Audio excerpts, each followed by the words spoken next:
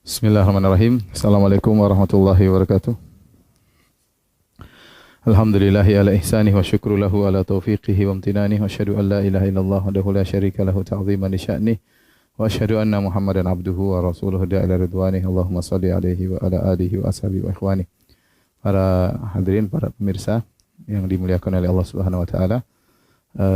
Alhamdulillah, insyaallah pada malam hari ini kita akan menyampaikan kisah Nabi yang pertama, Nabi Adam alaihissalam. Dan Nabi Adam adalah nenek moyang kita semuanya, ya. Kalau orang selalu ingin bercerita tentang nenek moyangnya, membanggakan nenek moyangnya, maka inilah nenek moyang seluruh manusia. Adam adalah Abul Bashar, ya, bapak dari seluruh manusia. Dan Allah Subhanahu wa taala menyebutkan tentang kisah Nabi Adam dalam Al-Qur'an dalam banyak surat. Allah ulang-ulang, ya. Allah ulang-ulang kisah ciptaan Adam, bagaimana Adam digoda oleh iblis, dan yang lainnya. Yang ini menunjukkan bahwasanya kisah Nabi Adam adalah kisah yang penting sehingga diulang-ulang oleh Allah Subhanahu wa taala. Sehingga kita berusaha untuk mengambil faedah dari kisah yang Allah sebutkan dalam Al-Qur'an tentang penciptaan Nabi Adam dan hikmah-hikmah dari kisah-kisah tersebut. Karena ternyata kalau kita paham tentang kisah Nabi Adam alaihissalam, kita akan bisa mendapatkan faedah-faedah berkaitan dengan masalah akidah. Bahkan kita bisa membantah pemahaman akidah yang menyimpang yang dimiliki oleh sebagian agama atau sebagian aliran, ya, yang bertentangan dengan kisah Nabi Adam yang dijelaskan oleh Allah Subhanahu wa taala dalam Al-Qur'an. Taib, kita akan mulai cerita tentang kisah Nabi Adam alaihissalam, ya.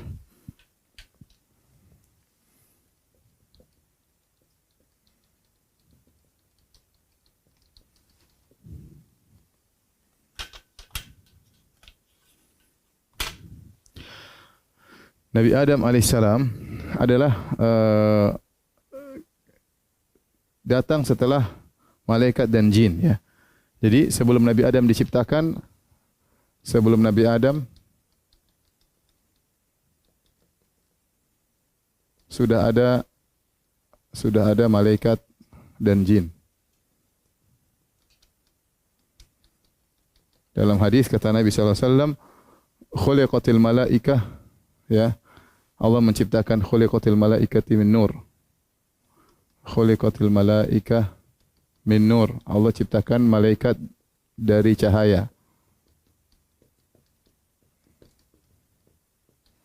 Kemudian kata Allah Subhanahu wa taala, wa khuliqatil jan mimari jinnar, mimari jinnar. Wa khuliqal jan min marijin minnar. Dan jin diciptakan dari nyala api.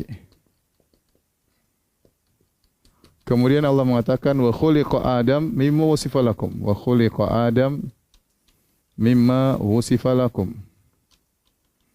Adam diciptakan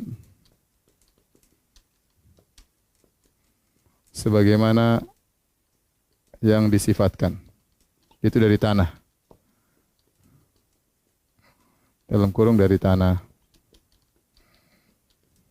Nah, ini kata para ulama bahwasanya makhluk yang pertama Allah ciptakan adalah malaikat. Ini yang pertama, malaikat.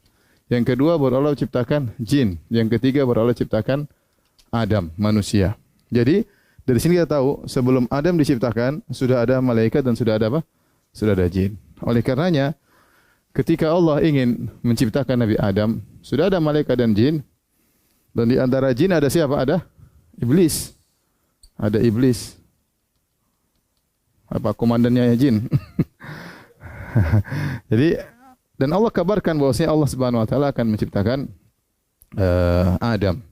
Wa idz qala rabbuka lil malaikati inni ja'ilun fil ardi khalifah. Qalu ataj'alu fiha may yufsidu fiha wa yasfiku ad-dima wa nahnu nusabbihu bihamdika wa nuqaddisu lak. Qala inni a'lamu ma la ta'lamun. Jadi Adam waktu mau diciptakan Allah kabarkan kepada malaikat dan jin, ya, yang ada waktu itu. Allah mengatakan, "Wah, sungguhnya aku akan menciptakan manusia yang akan menjadi khalifah di atas muka bumi." Apa maksudnya khalifah? Khalifah itu secara bahasa Arab yaitu man yakhlufu man qablahu, yaitu yang menggantikan posisi yang sebelumnya. Ya.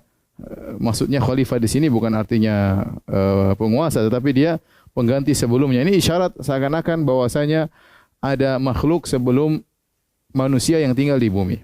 Ada makhluk yang sebelum Adam tinggal di atas muka bumi. Sebenarnya mengatakan, ahli tafsir mengatakan bahwasanya sebelum Adam tinggal di atas muka bumi ada jin. Ada jin tinggal di atas muka bumi. Oleh karena tatkala Allah mengatakan Allah akan menciptakan khalifah di atas muka bumi, maka malaikat berkata, qalu ataj'alu fiha may yufsidu fiha wa yasfiku dima. Apakah engkau akan menciptakan ya Rabb kami makhluk yang akan melakukan kerusakan di atas muka bumi dan akan menumpahkan darah? Wa nahnu nusabbihu bihamdika wa nuqaddisu lak. Dan sementara kami telah bertasbih kepada engkau, memujimu dan mensucikanmu. Jadi malaikat bertanya, ya. Ya. Kenapa engkau akan menciptakan makhluk yang akan melakukan kerusakan dan menciptakan di atas menumpahkan darah? Seakan-akan malaikat mengatakan, ya Allah, kalau engkau menginginkan makhluk yang beribadah kepadamu, bertasbih kepadamu, kami sudah cukup. Kami wa nahnu nusabbihu bihamdik. Kami senantiasa bertasbih kepadamu, memujimu, wa nuqaddisu lak, kami senantiasa mensucikanmu. Terus apa yang ya kami kalau hanya sekedar ibadah kami sudah cukup, ya. Timbul pertanyaan, dari mana malaikat tahu bahwasanya Adam dan keturunannya akan melakukan kerusakan di atas muka bumi dan akan menumpahkan darah, ya. Ya, dari mana malaikat tahu?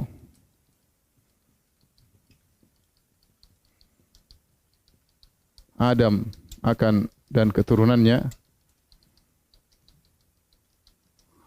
akan merusak di atas muka bumi. Maka ada beberapa pendapat, di antaranya ada khilaf di kalangan para ulama, ya. Ada yang pertama mengatakan ilham dari Allah. Ilham dari Allah kepada malaikat. Ada yang mengatakan Allah sudah mengkabarkan sebelumnya.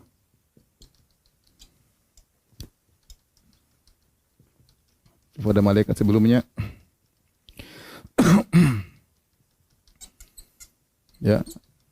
Namun tidak disebutkan dalam Al-Qur'an tentang pengkabaran tersebut, tapi kita tahu dari konteks ayat tersebut bahwasanya Allah telah mengabarkan kepada malaikat. Atau yang ketiga, ya, malaikat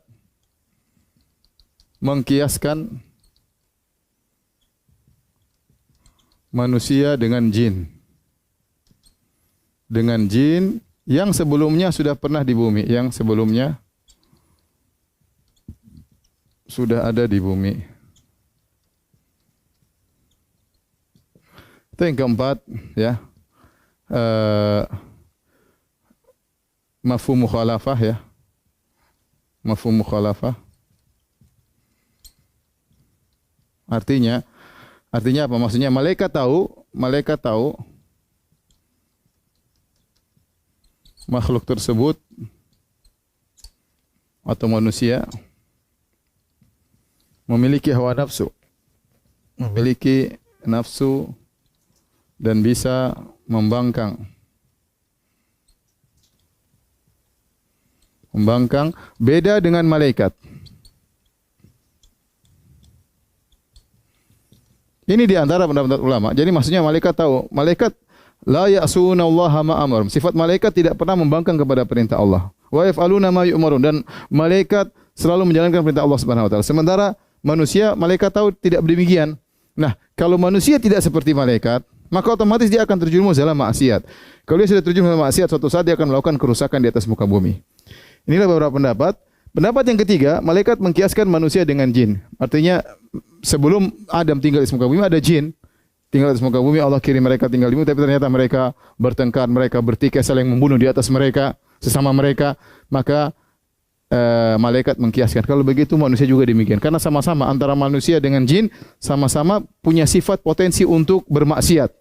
Ya, sama-sama memiliki potensi untuk bermaksiat. Kalau begitu apa yang terjadi pada jin bisa terjadi juga pada manusia. Wallahu a'lam bishawab. Ini semua di antara pendapat para ulama tentang malaikat tahu dari mana kok manusia akan melakukan kerusakan. Kemudian poin berikutnya, ya. Apa jawaban Allah Subhanahu wa taala? Allah menjawab, inni a'lamu ma la ta'lamun. Kata Allah menjawab, aku lebih tahu apa yang kalian tidak ketahui. Jadi ada hikmah yang Allah tidak beberkan di situ. Allah bilang cukup aku tahu apa yang kalian tidak ketahui. Ya, ya ada Allah rahasiakan hikmah. Malaikat pun tidak ngerti. Ya para ulama mengatakan maksudnya mereka mencoba mencari tahu maksudnya bahwasanya di manusia meskipun ada yang melakukan kerusakan tapi di sana ada orang hebat, ada para anbiya, ada para mursalin, para rasul, kemudian ada wanita-wanita soleha, ada orang-orang yang dermawan, ya ada orang berjuang, ada orang yang berjihad, banyak. Sehingga meskipun ada orang-orang yang bermaksiat, tapi di antara mereka ada orang-orang yang luar biasa yang menunjukkan bagaimana mereka berjuang ya membela agama Allah Subhanahu wa taala. Wallahu alam, tapi kita katakan kita enggak tahu itu hanya sekedar hikmah yang ingin disampaikan oleh para ulama. Taib. Kemudian kita lanjutkan setelah Allah mengabarkan bahwasanya Allah akan menciptakan manusia, ya. Maka Allah